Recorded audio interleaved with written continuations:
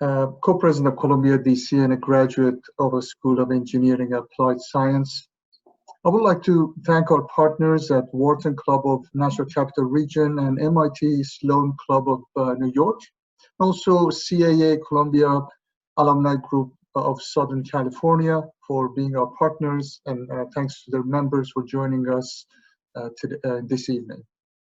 We are very honored to have Professor Sal Galatioto to talk about the Spectator sports and the sports media and how their business structures have fared against the pandemic headwinds.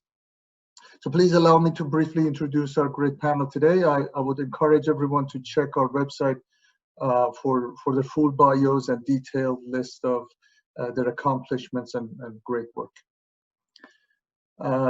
Sal Galatioto is president of Galatioto Sports Partners, the leading firm in the sports finance and advisory business. For more than 20 years, he has worked with many high-profile clients such as New York Yankees, Los Angeles Dodgers, Washington Nationals, Redskins, as financial advisor, arranger, and agent. He also serves as an adjunct associate professor at Columbia University Graduate School of Business. Galatioto holds an MBA from the Thunderbird School of Global Management and a Master's of International Relations from Fletcher School of Law and Diplomacy. And he graduated magna cum laude from Hunter College with a BA in History. Our host, which I hope would join us momentarily this evening, is Tom Heath, who is a business reporter and columnist at Washington metropolitan area. He has written about business of the sports for the Washington Post sports section for most of a decade. And Heath was born and raised in Syracuse, New York, where he attended Catholic schools. He's a graduate of Fordham University and was a 2001-2002 fellow at Columbia University's Knight-Bagehot Business Fellowship Program. There we go. Can everyone see me? Yes. Great. Well, it's a great honor for me to be here. I have been teaching at Columbia since 2002, believe it or not, and they still haven't gotten rid of me, which I think is a huge oversight. But at any rate, I love the program. I love my class. I have about 75 students. I do it every other semester. I love the diversity of the students from all over the world and from every ethnic and religious group in the United States. It's just fabulous. That's what makes it so much fun. I'll give you a little bit of background while we wait for Tom on me, because we could talk about the sports stuff when Tom gets here.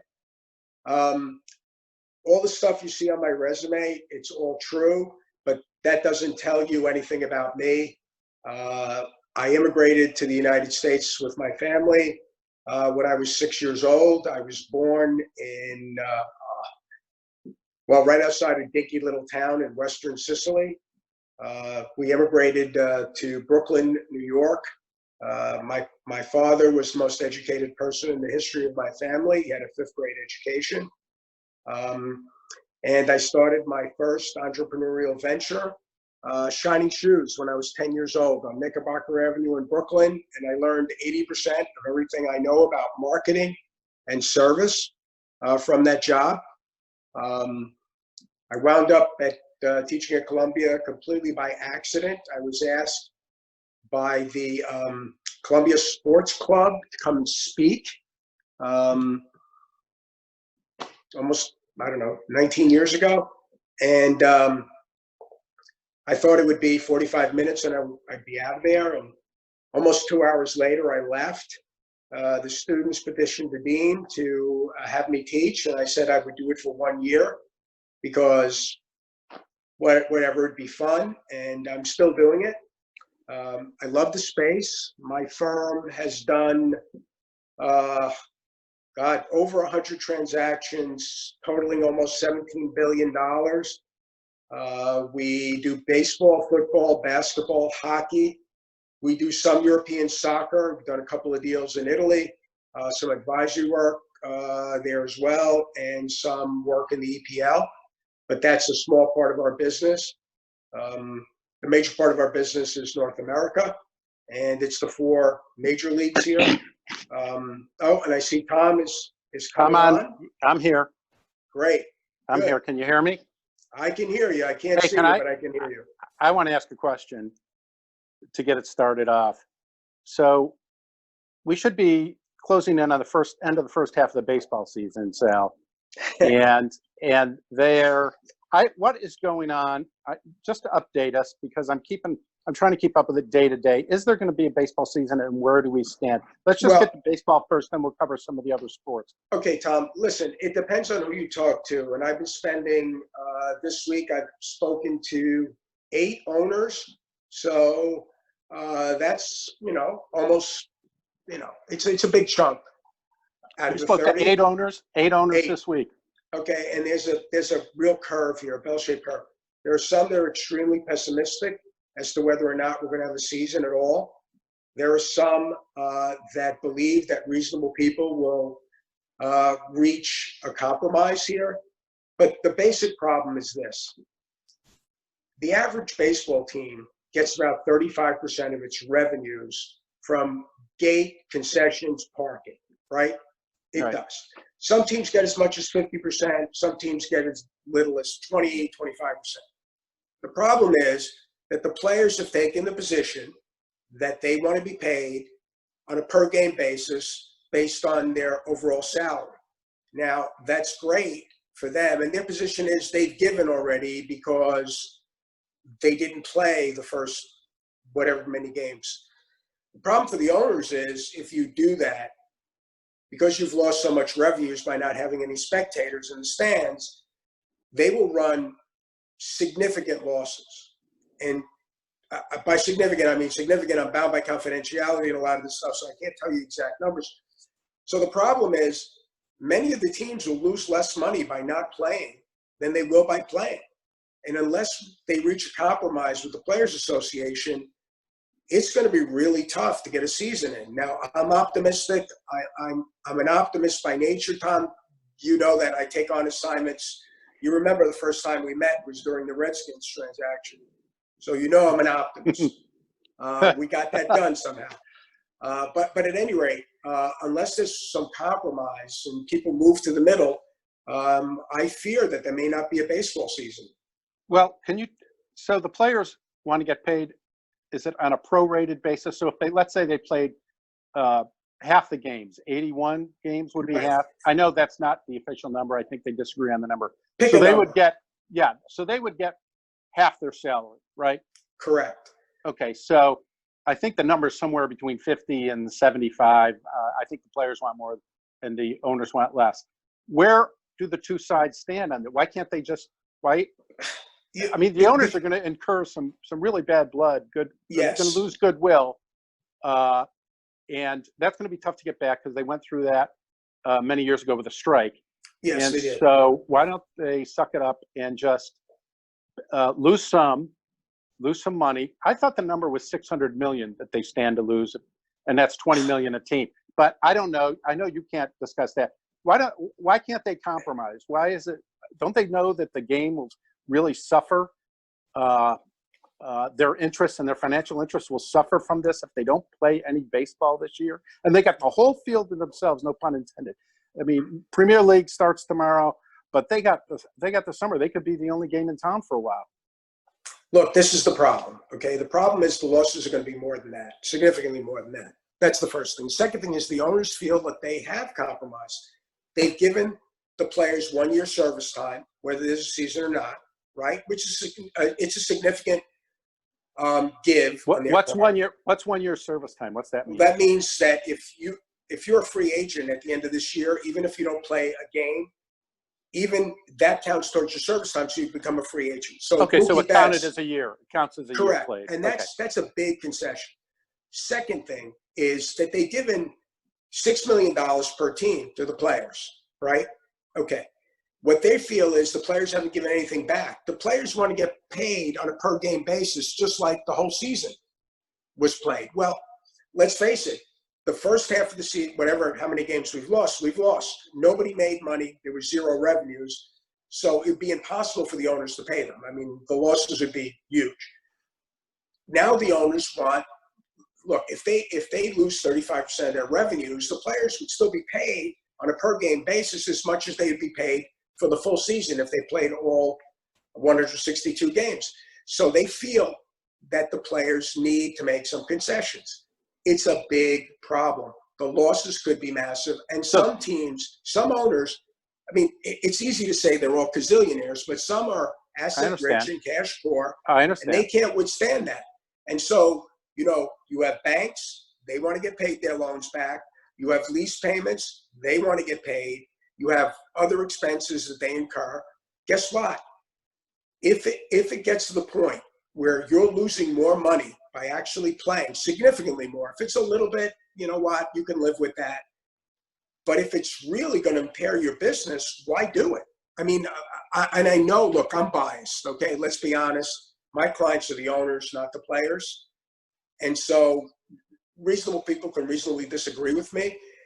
But I'm a pretty straightforward guy. If I thought the owners were being completely unreasonable, I would say it. And I don't think they are. What's on the table? What's on the table to win a season? They're getting close. If they don't start in July, there's really not any point to a season, is there? Well, I mean, what are they going to do? Play a month of August? And tell me, like, when is the drop dead date? And where are they going to play? Are they going to play in their own stadiums, teams that are empty? The current thinking is they will play in their home stadiums and the away stadiums.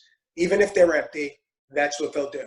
The number of games, in my mind, I mean, look, if you don't get at least 60, 65 games in, then all you're really doing is you're really shrinking the season and just having the playoffs. And right? that's roughly a third of the season, right? Yeah, that's roughly a third of the season. Now, 60, 120, yeah. Again, you're really rolling the dice because if you're playing a 60-game season, let's pick that as a number, any team can win.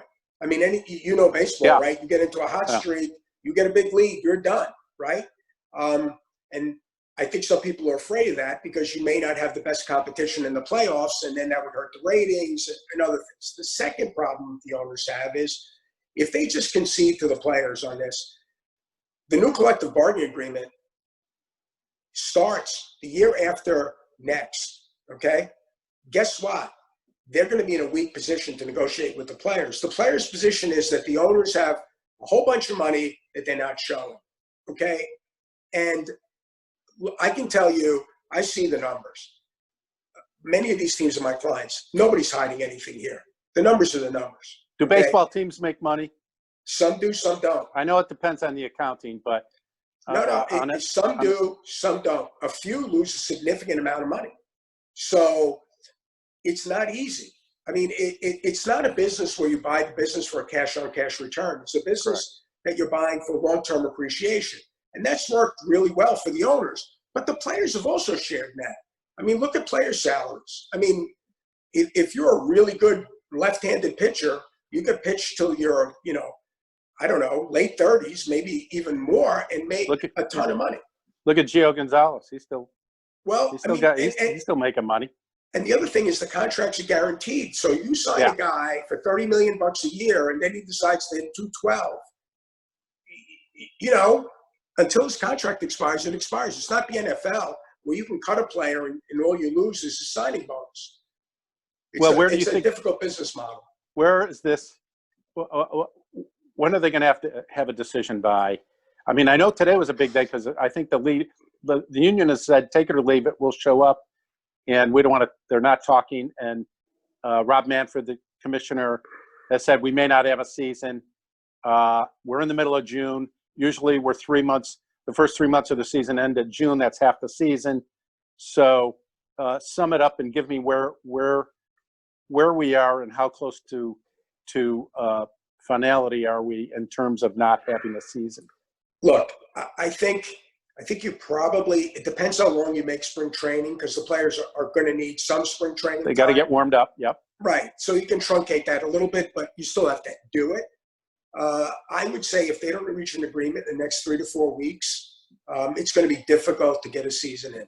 Next 3 or 4 weeks. When would that be? So they're not going to make 4th of July, which is what their goal was at one point, somebody's goal. So that would be a late July, maybe August 1st start, and you get 6 weeks probably. or 8 weeks in and a playoff. And some sort of that's playoff. what I think. And that's only my opinion, Tom. What do I know? You know? And I'll get off this, but the other thing you should tell our reader or our viewers is they were cobbling together some sort of multi-league regional system, right? Where the East played in the East, the Midwest, both AL and NL teams played in the Midwest, and the Western teams, AL and NL, had a kind of a round robin or whatever schedule, right? Well, that was to try to cut down on travel. Right. To try, because look, if you live in the Boston, Washington Metroplex, there are a whole bunch of teams that you can get to without even taking an airplane, right? You know, a lot of games. But I don't know what the final plan will be, because right now everything is just at a standstill. So there's no way they can just pay the players their salaries, because it'll just blow right through their finances. They just can't give them what they'd make in a normal year and say, let's put something together and do it, which would be the best way for the fans, but it's not going to work for the owners. Anything is possible, but I think it's very, very difficult for some teams. Let me leave it at that. Okay, so where are we on the NBA? The NBA's supposed to do this thing in Orlando where it's kind of a tournament. We'll see. 22 teams out of the 30, 28? Yeah, I think that's right. I'm a Knicks fan, so I don't follow professional basketball. So for me, I never better be careful. You're going to lose your seat. The Jimmy will kick me out. But let's be honest, they're the one team that could actually survive the coronavirus, because as far as I could tell, they never get within 6 feet of an opponent. So they've been social distancing for years. They were way ahead of the curve. Go ahead. So that's what they're going to try to do. I think there's been some pushback from some players because they're supposed to play in a bubble. Well, how do you form a bubble? I mean, you're going to have people who work in the hotels coming and going. You're going to have people transporting the players. You're going to have people who are working in the buildings. What do you mean a bubble? What's that? Well, that's what they call it, keeping the players in a protective bubble so they're not exposed to the coronavirus. Kind of like a clear igloos over the court? That's not my terminology. I think that's what the league has called it. Is this in Orlando? Did we cover that? They're going to play in Orlando, so it'll be one place. City. Yeah, it might be. They might be smart and just have a fun, have a fun tournament, so to speak, or a month-long thing. Then have playoffs. That's still going to put them in October. That's going to blast into their next season and disrupt that. And they're going to have to move the next season back. And see, this is part of the problem. We're losing 2 seasons here.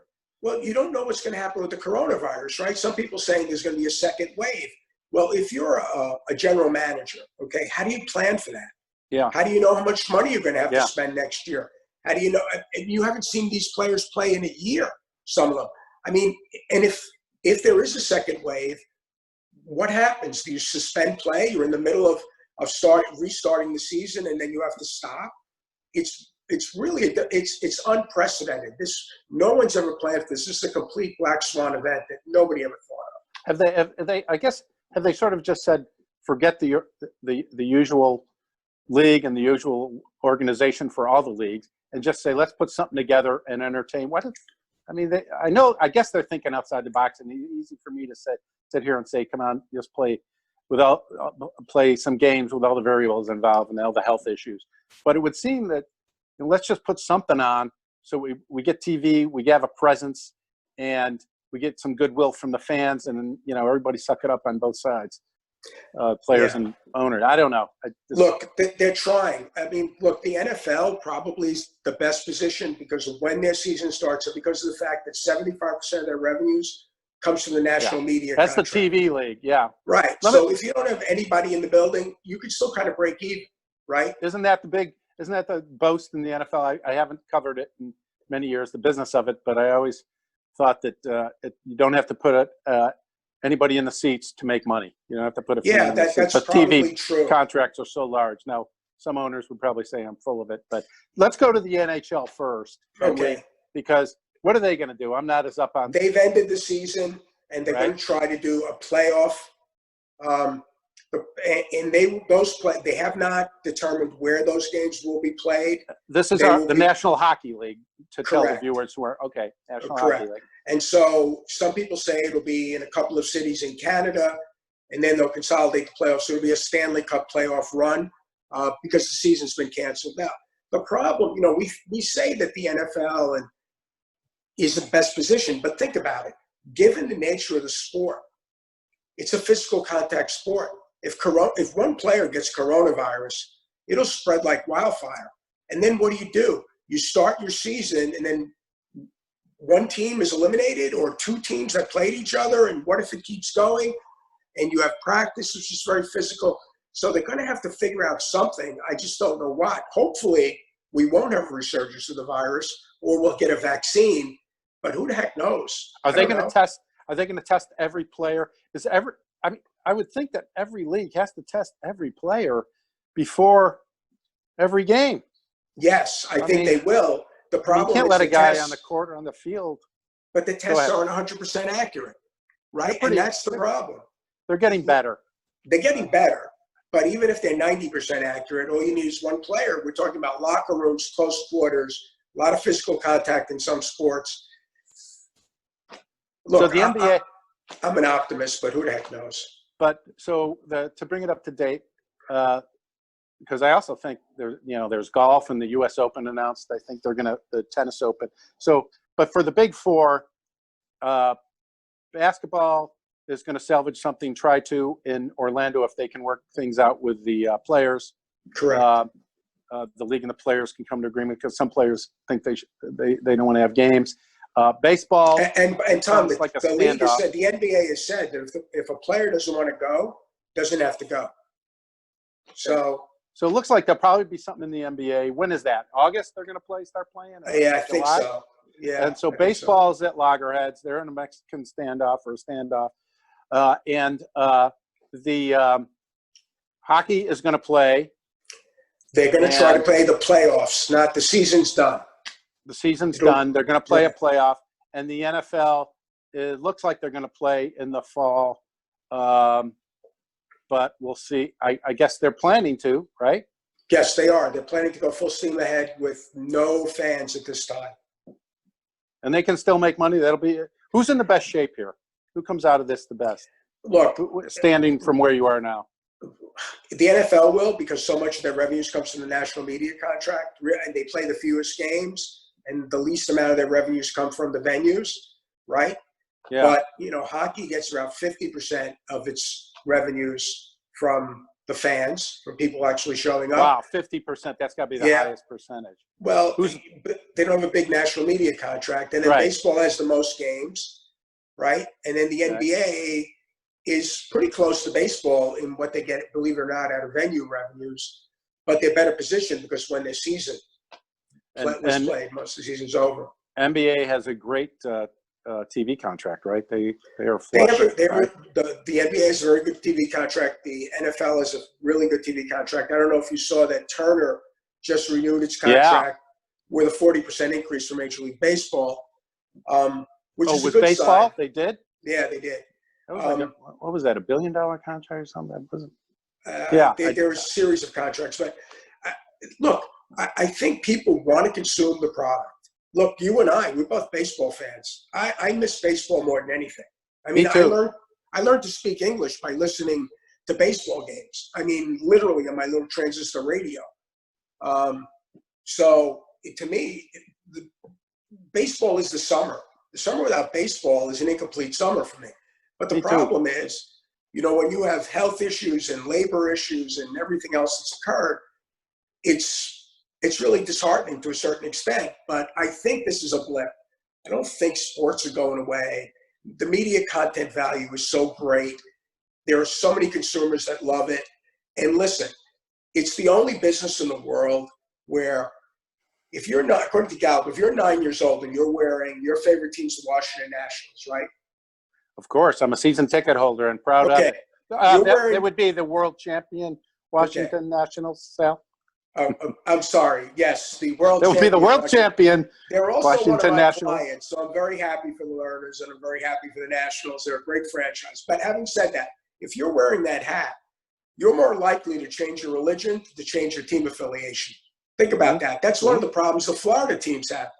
A large portion of the demographic that moves down there are already fans of a team. If you're from Washington, D.C., you move to Miami. That used to be the case here, though, because Washington's a transient city, and because every 4 years, administration. So it used to drive Abe Poland nuts because people come in and cheer for the other team, and you know, we get a lot of Mets fans down here, and we get a lot of Phillies fans. Abe Poland was my first client. Abe Poland was a wonderful man. I loved Abe. Absolutely loved Abe. He had that team for how many years? He had that team when they were the Baltimore Bullets. And then he bought the hockey team. And then he put up the building here. He was in Washington. Yes, I covered the opening of that. I covered the whole process of him moving from the suburbs into downtown DC, which has transformed downtown DC very successfully. It's one of those things that has been very successful economically for the area. Yeah. What about golf, NASCAR, and tennis? Let's see. I don't do golf, I don't do NASCAR, and I don't do tennis. So how about so the WNBA is going to have a truncated season, I believe. Yeah, but the WNBA is even worse off because they get the bulk of their revenues. That's all. From they don't have much attendance. They have almost no media contracts. So if they play in front of empty buildings, they'll lose a ton of money. Yeah, so they're going to play anyways, and you know, people are dying for sports. They'll watch stuff out there if people play, if they show up. Because I think, tell me if I'm wrong, but there have been some like showcase golf matches, exhibition, so-called exhibition, and there was another. I think the NFL draft got amazing. Well, the NFL draft is ratings. The NFL draft is an amazing thing because it's not really a sporting event, right? Right. Yet its ratings. I mean, I think last year's ratings were higher than like some of the playoff games in the NBA. I mean, it's incredible, right? I mean, and what is it? It's a guy that goes up to a podium and says, with the first pick, you know, the Cincinnati Bengals draft a guy that will be terrible. And then they hold up the shirt. Yeah, and they hold up the shirt. Yeah, and then they go on and on. And it's just a bunch of guys calling out names. I mean, it's an incredible thing. It shows you the power of the NFL. Are any teams, if they don't play or whatever comes out of this year, it sounds like nobody's going to have a normal season. Maybe the NFL, that doesn't sound like it. No. I don't know who's going to sit with 100,000 people at FedEx Field and risk if they don't get vaccine, and nobody's, you know, they're not going to vaccine everybody. So are there going to be professional sports teams that may fail? I don't think fail, because if they get into distress, there are always bidders that want to buy these things. Now, will there be price adjustments? If a team gets into financial difficulty, yeah. I mean, look, then it's a buy-sell, you know, dynamic. And if the seller has to sell and the buyers know it, they'll drive prices down. I haven't seen that yet. But again, if we're saying they lose this season, okay, they lose the season. If it follows to next season, I think things will get tough, very tough.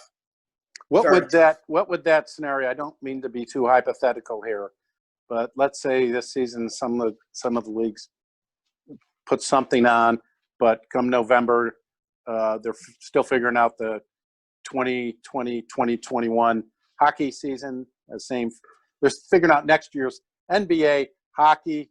Who knows with baseball, and football's kind of moving along.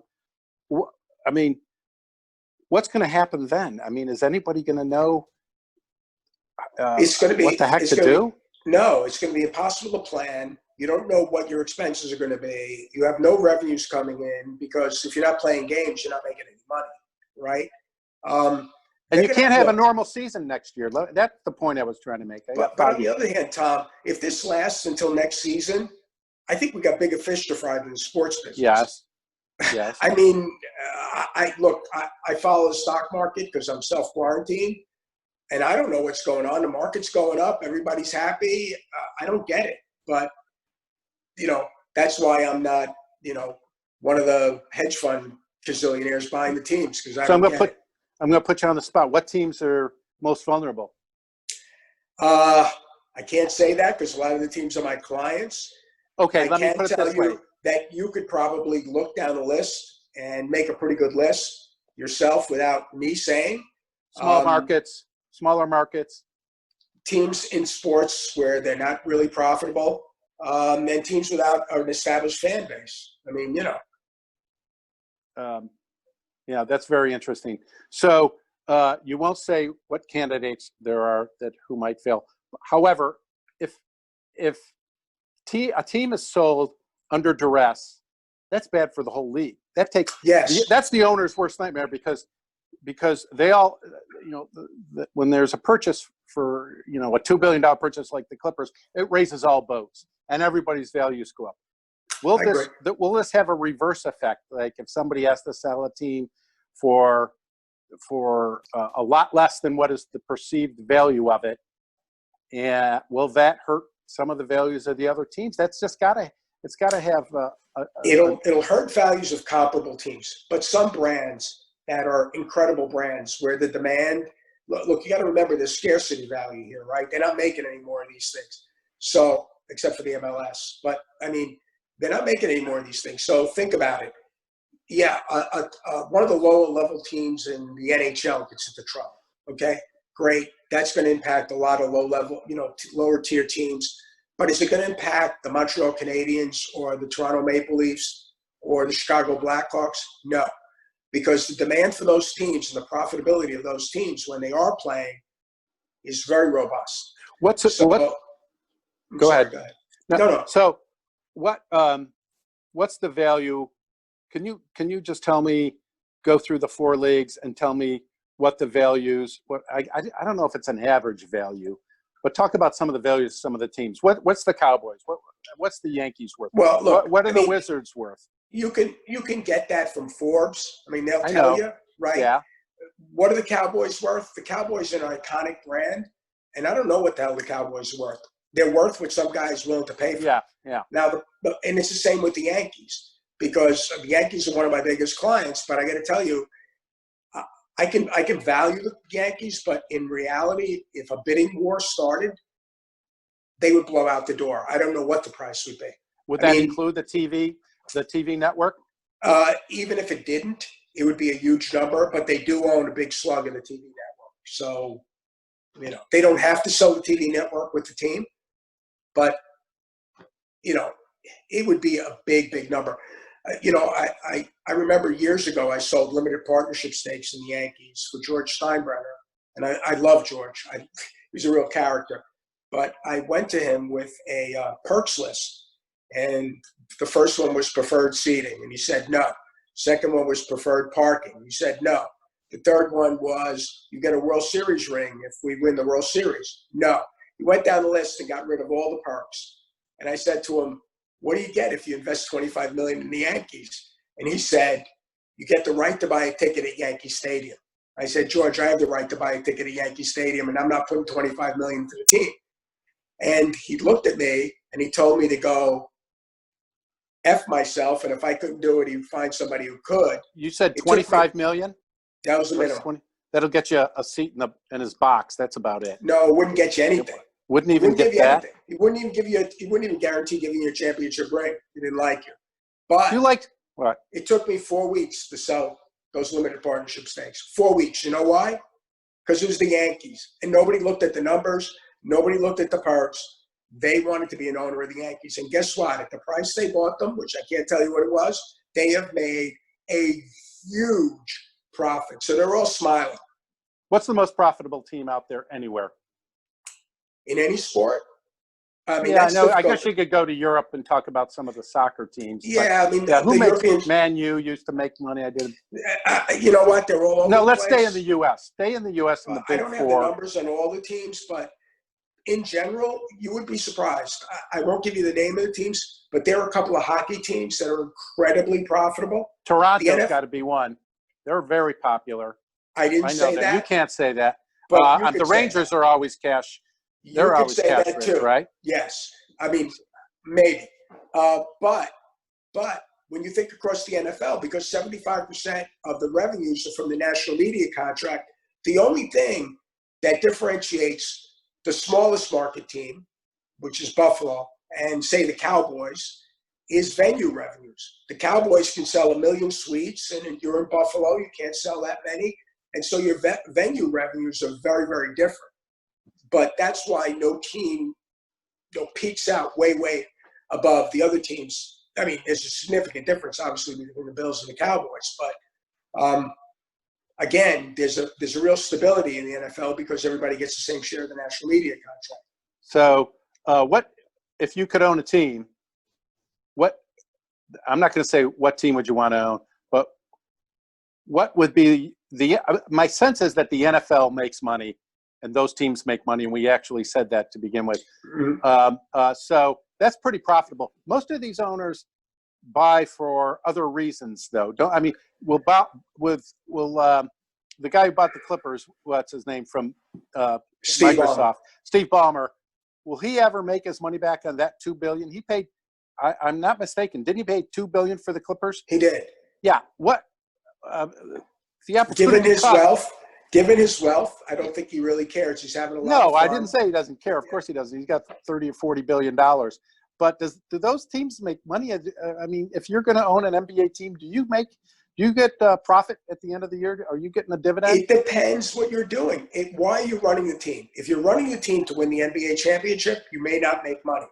But why? Because you're paying the players? Right. You're up at the cap, and maybe you're paying a penalty, or you run the team at the lowest level that the league will allow you. Now, baseball has no salary floor, right? So if you wanted to make money, you could have a $10 million payroll in theory. Who's got the lowest payroll in baseball? Pittsburgh? I don't know. I don't know this year. I don't know this year. I don't know if it's Kansas City. I don't know who it is. So to generalize, because I remember one NBA owner yelling at me one time, said, quit saying that we make a lot of money. We don't make a lot of money. Because I used to write that he owns a hockey team, but the profits from the NBA team make up for the losses. And he says, Tom, quit writing that. It's not correct. I'm not making money on the NBA team. And that's changed. That's been a long time ago. I mean, most NBA teams are profitable, but you can really kind of determine how much money you want to make. I mean, this is the only business in the world. Yeah, well, that's basically by far the biggest cost you have. So if you want to run a team on a shoestring, you can make a lot of money, assuming they can get fans in because of revenue sharing and because of the national media contract. But if you want to run the team, and pay a 200 or you want to run the team to win the World Series, you're not making a lot of money. You just not. So how about hockey? Do they make money? Some teams make a lot of money and some teams don't. Just the ones we were talking about. There are some that make. Oh, there are some that are incredibly profitable. Yeah. Okay. And so for the NFL, we're probably going to see a season. Oh, let me touch on one other thing before we go to that. Sure. Isn't hockey and basketball and baseball? I'm not sure the NFL. You've got to make the playoffs and go deep into the playoffs, and that's where the owners make their cash. Is that true or not true? Or do the league central offices get that money, or do the owners get to keep the playoff money? It depends on the team. Okay, some teams are profitable without the playoffs. Some teams have to make the playoffs to even break even. Okay, because what you're doing is the players get a playoff share when they play, and the deeper they go, the more they get paid. Right. But their base salary really stops paying at the end of the season. So if you go deep into the playoffs, yes, you'll make. They get league bonuses then, or playoff bonuses. Right, correct. And then the money's distributed. Well, who divides up the rest? The league, the central office of the league, and the winning team. Right. Well, not just the winning team, but teams as they move on. Yeah. So, what league has the best playoff reward for who has the best playoff reward period. I mean, if you go to the Super Bowl or the World Series or the Stanley Cup or the NBA Finals, the finals. Well, I mean, which one's the relative most, to what, which one's the most lucrative? You got to weigh it relative to what you're making during the regular season, right? And if you make the Stanley Cup Finals relative to the rest of the season, that's a huge payoff. Same thing in the NBA. It's a huge payoff, right? I mean, you know, football, yes, you're going to make more money, but you're already making money. Yeah, you're already making money. And what about baseball?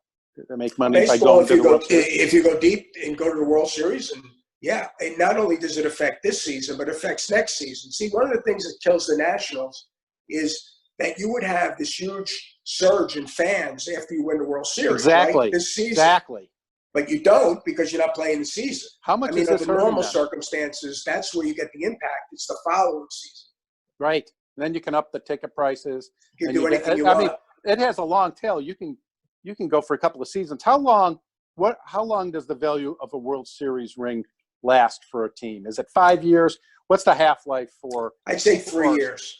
3 years. You can live off that for 3 years, and then the fans people get pretty excited, and besides, the residual team you have, if it won the World Series, is going to be very competitive. So unless it was like the '64 Yankees that completely fell apart, right? But if you win a World Series, people are coming, and the players that you had, the bulk of the players you have, you probably retained. Now, if you lost 2 or 3 key players in free agency, that might change things. So there are a lot of variables here you got to really think about. So no teams are thinking of expansion. Nobody's. I thought one league was thinking of expanding. Was that hockey or? Hockey is going to expand to Seattle. They're actually going to be.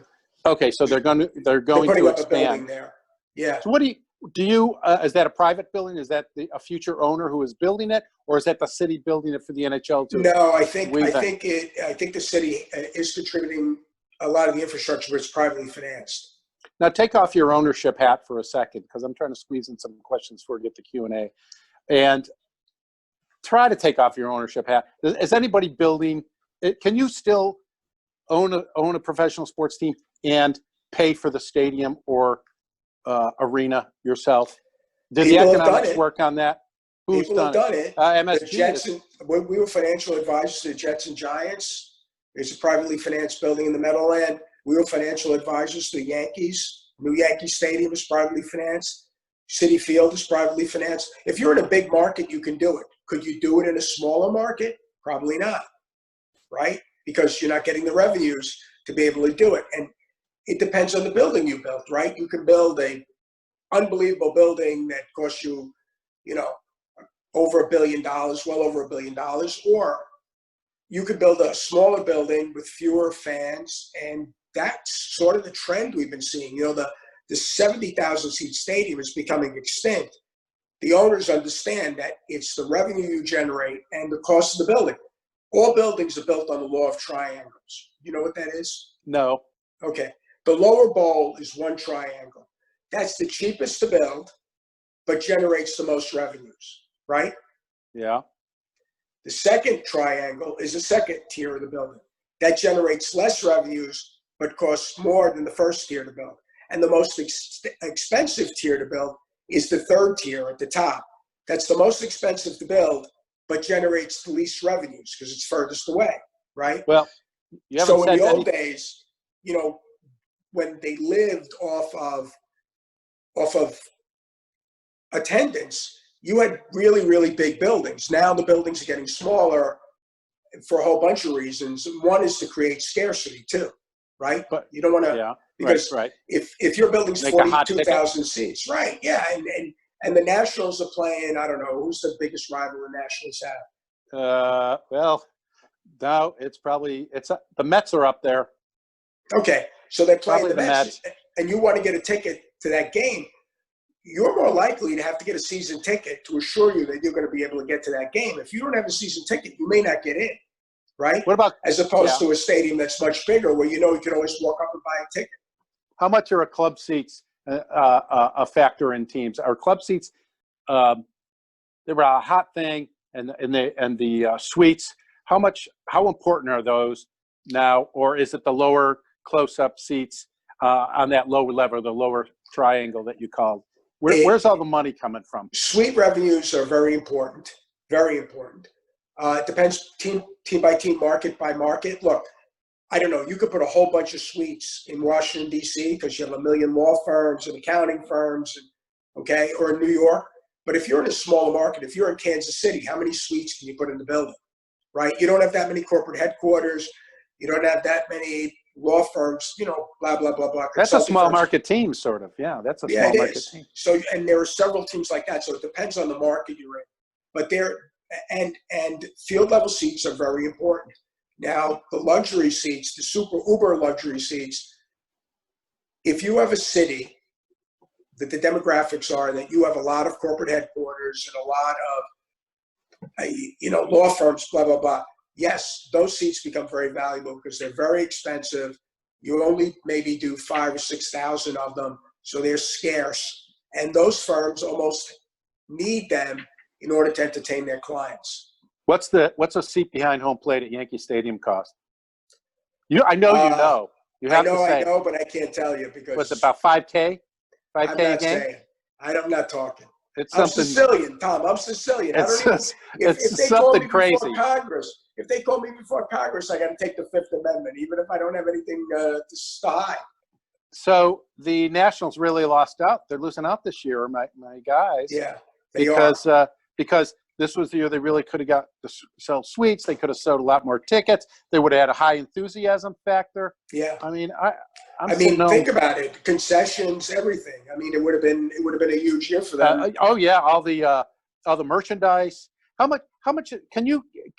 Is there a pretty consistent number for the average amount across all four leagues that the fan spends on concessions per game? It used to be kind of close, isn't it?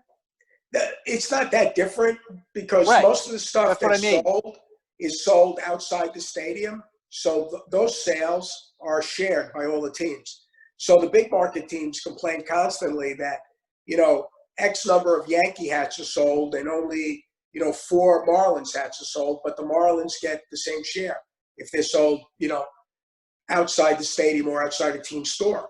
So, yes. I mean, there's a lot of going back and forth. The Yankees are the evil empire that keeps on giving, right? Because whenever they come to somebody, they play, everybody turns out. The team you love to hate, the Yankees. Well, not only that, but think about it. The way they sell a lot of merchandise. The way baseball is structured, okay, 48% of your local revenues go into a pot, and then they're evenly distributed among 30 teams, right? Okay, well, the Yankees generate, say, $100, and I don't want to pick on Kansas City. This is baseball. This is baseball. 48%. So almost half of all your ticket sales and everything local. Okay, local. And then let's say that it's all revenue shared among. And Tampa makes $10 and it goes in, and then that's distributed evenly among all 30 teams. Oh, the big teams must hate that. The Dodgers. Yeah, the Cubs, the Red Sox, the Yankees, they hate that. And the Nationals, because they're growing as a brand, they're going to start hating that soon. You can't say what's your favorite stadium in any team across all leagues, but you cannot give the answer. Cannot be one of your clients. Non-client. Okay. What is non-client favorite stadium? And you're going to hate me for this. Is Camden Yards. I love Camden Yards. That's beautiful. Yeah, I love it. I'll go there despite the fact that they're terrible, and I don't care who they're playing. That's how much I like Camden Yards. And that stadium has not aged at all. No, I mean it's still a great. I mean it transcends the years and it's very reasonably priced. I hope the Nats don't yank my tickets now, but yeah, it's great. And do they still have Boog's? They have Boog's barbecue. Yeah, they do. I haven't been there in a couple of years. My oldest son, went to school in Baltimore. So I used to try to take in as many games as I could, either the beginning or the end of the year. I love that stadium. What's your favorite sports moment? What's the most fun you ever had at any game? What's your best moment? Well, you know what the best moment in sports is? I was directly across the street from North Tower, the World Trade Center, on September 11th. And we barely got out. We were connected to the North Tower by a little pedestrian bridge. And that year there was a World Series. And is that Subway Series? No, it was the series between the Arizona Diamondbacks and the Yankees. And the remember city was really down in the dumps. And interestingly enough, the Yankees were my biggest client. George wouldn't give me tickets, but Jerry Colangelo, who at the time owned the Diamondbacks, was another one of my clients. So we went to lunch, and he said, "I'll see you at the game." And I said, "No, you won't. I can't get a ticket." And he took me up to his hotel room and gave me tickets for all 3 games. I went to the first game, and I'll Is that never when forget. they had Kurt Schilling in the big unit? Who did they have? Yeah, they had Kurt Schilling in the big unit, and they had Kurt Schilling and Randy Johnson, whatever his name was. Yeah. They were Randy Johnson, really big good. unit. When George Bush, and this is not a political statement, so don't get mad at me, but when he walked out across that field, people were saying there were snipers and anthrax and people would bomb. Everybody was scared to death. And he walked out onto the mound, and through the first pitch, it united the entire stadium. People of every race, color, creed, every socioeconomic class. It melded the entire stadium. It lifted the spirits of the city. It was incredible. I mean, just for doing that, I like him. Was that at Bank One Ballpark or whatever it is Yankee now? Stadium. It was at Yankee Stadium. Yeah. Oh, that was it amazing. Yankee? Oh, it was it Yeah. Yankee? Okay, I missed the Yeah. punchline. That was Okay. amazing. That was amazing. Okay, so how about? But you don't have a sports moment.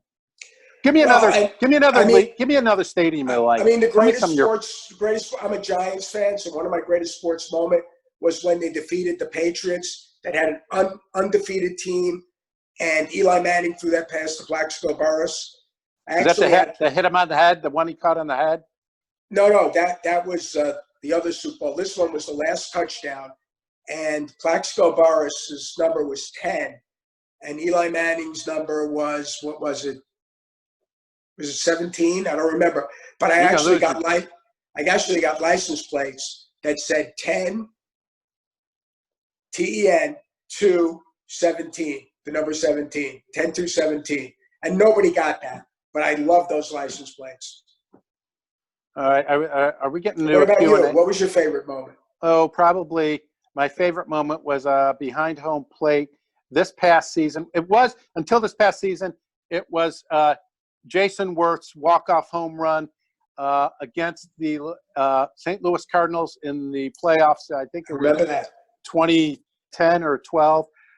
Our first year ever at the playoffs, bottom of the ninth, walk-off, and the place went nuts. This past season, I was at a regular season game, sat behind home plate. The Mets were up, I think it was 9-4. I'm sure we'll have some Mets fans throw something at me. And we came back in the bottom of the ninth, down 9-4, walk-off home run by Kurt Suzuki. It was unbelievable. 9-4. Yeah. I think it's the one of the greatest comebacks or the biggest comeback ever. I went nuts, and everybody was just happy and jumped. I mean, a 9-4 and with 3 outs, but we scored 6 runs. Might have been 9-2. I don't remember. That's the greatness of baseball. Time doesn't affect the game. Yeah, as long as you have an know. out, you can win. Everybody has a final say. Yeah. Yeah, I love it. I'm totally into baseball. Yeah, I'm with you. It's my favorite sport. I hope we have a season. Get Me those too. owners or some Me sort too. of season just to get out and vent and scream. Well, we'll be screaming from indoors, but we'll be screaming. Okay, so do we have some Q&As coming up? Yes. So hi, everyone. My name is Miyako. I'm the club admin for the ColumbiaDC club. You have had the rules up here for a couple seconds. I'll go ahead and just reiterate them. We have a raise hand button, and if you click that, what we can do is unmute you so that you can ask your question to both our speaker and our host, and then we will mute you again after you've asked your question. If you don't have the ability or don't want to ask your question, you can still go ahead and type it into that Q&A, and then I'll read those out after all of the raised hands have asked their question. So the 3 in the Q&A, Danisher, I see that you've raised your hand, Christopher Shinkman and Adam Schienenbaum. If you guys want to raise your hand as well, you can ask your question. Otherwise, I'll read it afterwards. So our first one is going to be Dana. Hi, Dana. Hi, Dana. How are you doing? Oh, good. I'm wearing my twins' spring training cap from Fort Myers that I got back in March while they still had a game. Who is it? The Twins? Yeah, that's where I'm from. So I They're a have, very competitive team. Very My competitive team. Great nationals, franchise. yeah. Nice stadium. Nice stadium. Yeah, very nice. I have my Nationals handkerchief and my Twins cap. Yay. I'm calling about television markets, or I'm asking about television markets because I try to look in or try to figure out how the TV markets for baseball works, and it just my head was spinning. Like Hawaii, I think it's like the local market for 6 different teams. So could you explain like how that works and how the impasse might affect the negotiation for TV rights for the baseball teams? Okay, there are 2 major contracts. There's the national media contract, which is divided up amongst a number of providers. Then each team can negotiate its own local media contract. Some teams have regional sports networks, which they are equity holders in. Some aren't. So that has a big impact on the revenues of a specific team. For instance, the Nationals are in a big market, Washington, D.C. They're going to get more for their media rights than will a team in a smaller market like Milwaukee or Kansas City or, you name it, Tampa, right? Tampa. So the local media revenues are part of the local revenues, which the teams contribute into that revenue sharing pool I discussed.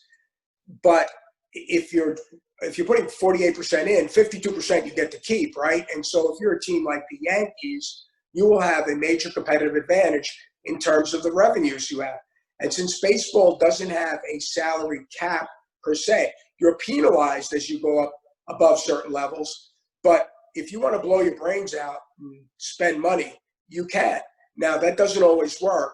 A couple of years ago, I don't know if it was last season or season before, the Red Sox had the highest payroll in baseball by far. And guess what? They didn't make the playoffs. So sometimes you have a lot of dead money. You wind up with players that aren't very good, but you've signed them to long-term contracts. And virtually every contract in baseball is guaranteed. So if you make a mistake and sign somebody to a 7-year, very high-priced contract, and they either get hurt or they're terrible, you're stuck with that player. Those regional sports networks they're very lucrative, most of them, aren't they? I mean, they're the big money maker for a lot of teams. I think that's about the extent I know of it, but I know that they can be extremely lucrative. I think the Dodgers have an amazing one and bought the recent team and went on a spending spree because they got a big contract with their. Yeah, I mean, look, they anyway. Obviously, because they were in a big market. They're in a big market. The Red Sox with NASDAQ, with the New England Sports Network, the Yankees with the Yes Network, Masden. Yeah, I mean, they are very lucrative because that media content is so valuable. People love it, right? But the league makes sure that every regional sports network, even if it's owned in part or in whole by the teams, has to give the team a fair market, arm's length media deal. Because remember, the money that's trapped in the network isn't revenue share. The money that goes to the team is. So baseball is very, very cognizant of that and watches it very carefully. Does that answer your question, Dana? Can you respond, or can you hear me? Probably can't. Okay. No, I can hear you. Yeah, and then I guess my other question, but I don't want to take up time. But go ahead. For my understanding is that if a certain market does not have a team, then that can become the local market for a whole bunch of teams. Wow. Like in North Carolina or Hawaii or. Yeah, I mean, if you don't have a team, like let's say you're in Charlotte or Nashville, then you would have access, but you would have access through Major League Baseball. So you could go on some kind of plan and buy your favorite team. So if you live in Nashville and your favorite team is the Nationals because you got transferred, you can sign on to get content from the Nationals or virtually any team because no team owns that market. Yeah, that's a good. I'm a member of MLB. What is that called? The contract where I can watch games any team as long as I'm not in their home market. I Correct. Can tune in and watch anybody play at any time. It's great, right on my cell phone, and which I did a lot of. It's a great deal. Some teams are regional teams, like the Cardinals if you looked at St. Louis as a market by itself in isolation, not a very big market, right? Declining demographics. But the Cardinals are a regional team. They go up halfway up Illinois. They're down as far as Tennessee. I mean, the Memphis area, big Cardinals, Arkansas, that whole area. So they're a great franchise because of a regional market. They're more of a regional team than a specific team to a certain city. They used to be the Major League Baseball's Western team, right? I mean, before expansion out to the West Coast, and they had the whole South. Tom. I'm as old as the hills. The team that was furthest west in the American League when I started watching baseball was Kansas City. Yeah, but back in the 30s, Athletics. the 30s, it wasn't that long ago. No, I'm saying before that, the St. Louis Cardinals and the Cubs were the big rivals. That's what I meant. And they developed a very big following for decades because they were the only game. All over the central part of the United States. There's nobody else there. The Cubs still hate the Cubs and Cardinals still hate each other. Well, the Cubs are one of my biggest clients, and I can vouch for that. All right, let's go ahead and move on to our next question. This is from Larry Poster. And since we do have a few different alumni groups today, if you can also announce what your school affiliation is. Larry, you're up. Hi, Larry. Hey, Larry, how you doing? You might have to unmute yourself, Larry. I have a couple of very quick anecdotes and then a couple of school related questions. Wait, Larry, where'd you go to school? Where do you go to? Where are you an alumni of? You didn't tell us. Come on. I did, but I was muted. The MIT, and I'm the MIT Sloan Club and the MIT Club of New York. Okay, well, the only way anecdote. I could get into MIT is if you hired me as a janitor. That would be about it. My technical proficiency is a very low level, but go ahead. Yeah, but I live in New Jersey. It's just like the Giants are called the New York Giants. Well, okay. I grew up on Long Island and lived across the street from Red Holtzman. Wait a minute. Where on Long Island? Cedarhurst. Wow. Oh, Cedarhurst. Okay. Got it. And my story is just like yours with the boss. So Red is managing the team in the era of Willis Reed and Dave DeBuscher and Walt Richter. I remember that. And Earl DePearl. Great teams. And there were a lot of kids on the block. Not one of us ever got invited to a single game. Not once. But he probably only earned about $35,000 a year at the time. And he was a pawn, even though he's a great manager. Second quick story. I grew up my first few baseball years as a Yankee fan. And then my grandfather found out that I was, and he lived in Brooklyn, of course, and he said, no grandson of mine can root for the Yankees. I'll bring you to Ebbets Field if you convert. So I like that. So I respect my grandfather. He taught physics in school, so I did. But little did he know, O'Malley was going to move the team to Los Angeles for the next season. So he was never able to deliver on his promise, and he never took me to LA. So Did you ever get to Ebbets Field? I never got to Ebbets Field, but I became a Dodger fan anyway. And then it was the years of Koufax and Drysdale and Willie and Davis and Don Drysdale. And also a little bit later Frank Howard. And when Frank was traded or left to join the Nats at the time, I didn't care a hoot. Senators, right. I didn't care a hoot about the team until then. And because of Frank Howard, I became a kind of Washington fan on the side. And Are you still a Washington fan?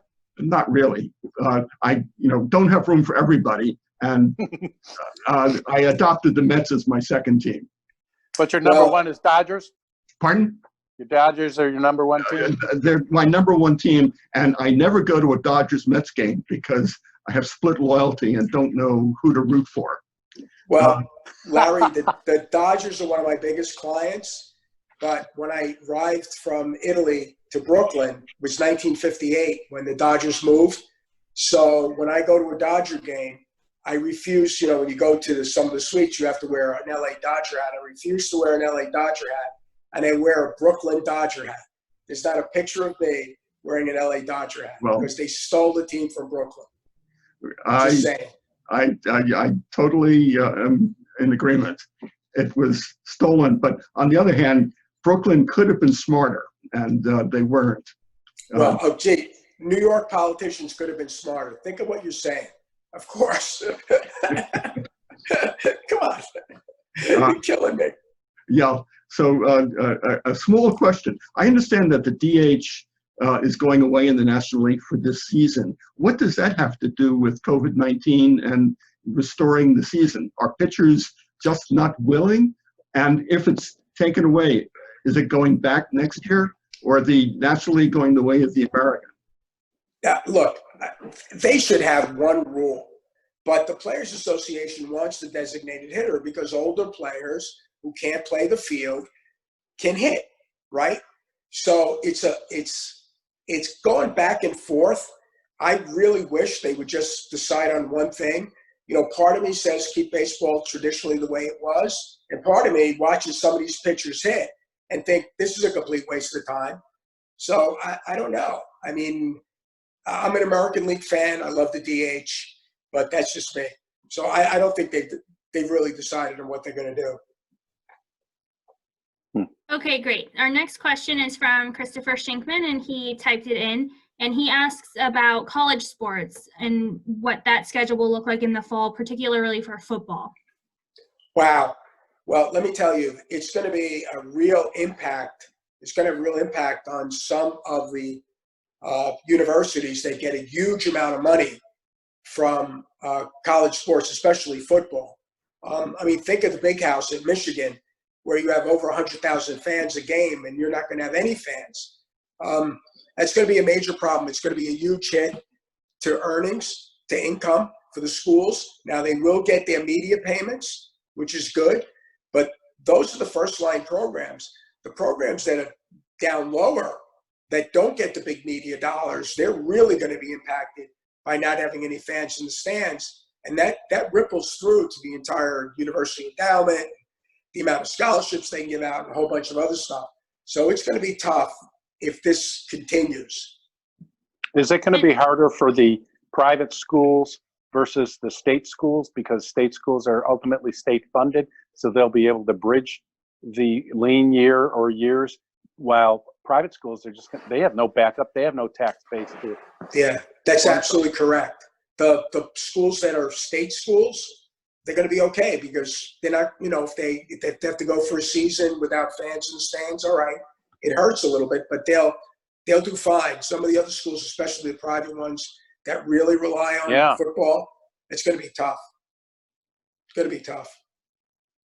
And do you have any comments? I know some of the universities have said that the college players can now make deals with their likeness for promotion purposes. Is that in any way going to be affected?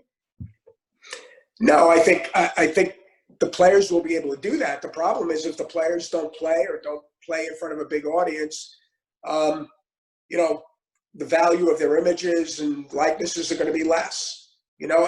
The problem is that the NCAA gives you a limited amount of time to play, and it's 4 seasons. That's it. You're done. So even if you're, in school for 6 years to get a degree, if you wanted to, you get 4 years eligibility. So you have to build a reputation fairly quickly. I mean, I think it's a positive step by the NCAA because I think the schools make a huge amount of money off a lot of young people who, only a tiny fraction of them move on to the pros, and the rest of them, they've given so much to the university and gotten so little back. Great. And then our next question is from Adam Schienenbaum, who asks how COVID-19 will impact the NFL's plan for international games. So how do they make sure that they're continuing to engage international fans and build that fan base? Well, good luck with that. I mean, I think at least for 1 year, they may have to rethink what they're doing.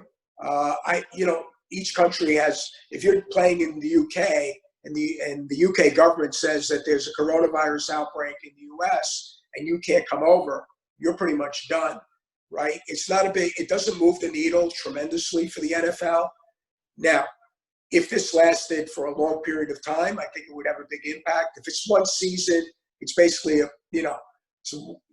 it's nothing. It's a blip on the radar screen. So if you're postulating this is going to continue, and let's hope it doesn't, because again, as I said, forget about sports. I think the entire world economy will collapse if this lasts, another 12 to 18 months. But I don't think it'll have a big impact.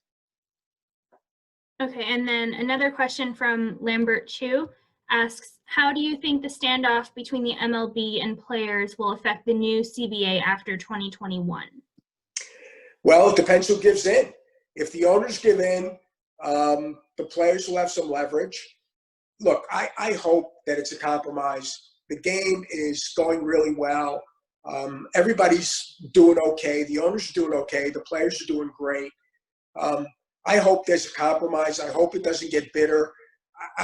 Look, I'm also a historian of baseball labor relations, and most of you have never heard of the reserve clause. But when the reserve clause existed, there was so much bitterness between the owners and the players couldn't move from team to team without being traded. And it was literally an evergreen option that the owners had on a player. And it caused for terrible labor relations. It was finally done away with in the 70s, and labor relations started to improve. It took a long time to get over that. But I think we're now in a position where if both sides are reasonable, we should have a reasonable collective bargaining agreement. I hope. Professor, I have a question. This is Kambi. Thanks, Tom and Sal for your input. I have a general question. As a professor of, at Columbia Business School, what would be your advice for if anybody with coming out, graduating, getting an MBA degree, want to go to sports business? What would be your advice? Do you have a general advice? Should they I do. It's interesting. My class is very big, and several of my students have done very well and moved into sports. I actually, over the years, I've hired 4 graduates from my course. Now, most of them started as analysts, became associates, and then they moved on. A number of them have gone to work for NFL teams. One is a very senior member of an NBA team. One is fairly senior at Major League Soccer. A couple of them have gone back to Europe. One of my graduates actually is my guy in Europe that does all our European deals. But that's rare because my firm is tiny. We have 7 people, right? And nobody leaves. There's no turnover. But my advice would be try to go in to media. Media is large, growing. And if you can get into sports media, there's a very, very good path to transition into sports from there. I love that space. You can always try to go to work for a league or a team, but generally that's not as attractive to me as, working for a big, either a regional sports network or somebody like ESPN or some of the digital companies that do sports. I think there's a lot of upside there. We had one more question come in, which I know I've been following because I follow Hong Kong. What is the current status of the NBA returning to the China market? Wow, that's really complicated. I don't know. I mean, the NBA is it's huge in China. You know that. It was a source of significant revenue for the NBA. Would the NBA like to get back to the China market? Yes, it would. And I think they will over time, but that's really a political question, not a sports question. And I don't know how to answer that. I love geopolitics. I love reading about geopolitics, but who the heck knows? And, I do have a degree in international relations, but I'm not very good at diplomacy. How's that? All right. That's great. Thank you so much. I think that wraps up. If nobody has any questions, then I appreciate our partners at Wharton, at MIT Sloan, and the Southern California chapter of Columbia Alumni Association. Thanks, Sal. Thanks, Tom. Let's hope we get to see Nats this year, or Yankees for that matter. I want hope to. so. I want to see anybody play. I'm so. That's I'm so great. tired of watching reruns on TV that Oh, yeah. I know now. I know my sports media content value is so valuable. It keeps going up. Right. Thank you, Cumbie. Well, thank you so much. I appreciate it. And for everyone, we're gonna put the recording of this session. Very entertaining. We're gonna put it on our YouTube channel. You will receive an email with the notification. Thank you. All right. Thank you. Thank you. Bye bye.